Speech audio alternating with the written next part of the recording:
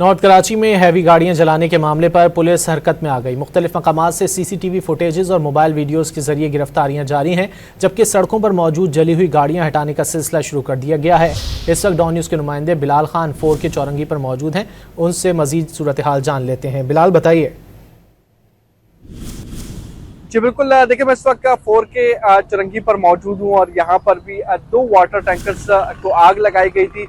मेरा कैमरामैन आपको दिखा सकता है, मेरा कम में कि देख सकते हैं कि ये चौरंगी के मकाम पर एक वाटर टैंकर है जिसको आग लगाया गया। उसके अलावा उसके पीछे एक और बड़ा वाटर टैंकर है, उसको भी मुकम्मल तौर पर जला दिया गया है। इसके बाद अब जो मालकान है वो यहाँ पर पहुंचे हुए हैं, उनकी जानिब से ये कोशिश की जा रही है कि अपने टैंकर को यहाँ से हटाकर कहीं और मुंतकिल किया जाए। उसके अलावा पुलिस की नफरी भी यहाँ पर देखने को मिल रही है। जो 4 के चौरंगी से आगे पावर हाउस चौरंगी है, वहां पर भी एक ट्रॉलर जलाया गया था और वहां ट्रॉलर को जो है उस मकाम से हटा दिया गया है। पुलिस की नफरी मुख्तलिफ मकामात पर तैनात है, जबकि डंपर एसोसिएशन की जानिब से जो है एहतजाज भी किया गया था और एहतजाज के दौरान सुपर हाईवे पर जो है वो कैंप लगाया गया था। लेकिन जब पुलिस की नफरी वहां पर पहुंची, तमाम तर मुज़ाकरात कामयाब कर लिए गए, जबकि डिस्ट्रिक्ट सेंट्रल के मुख्तलिफ मकामात पर जो पुलिस तैनात है उनकी जानिब से 10 अफराद को हिरासत में ले लिया गया। और पुलिस का ये कहना है कि जो भी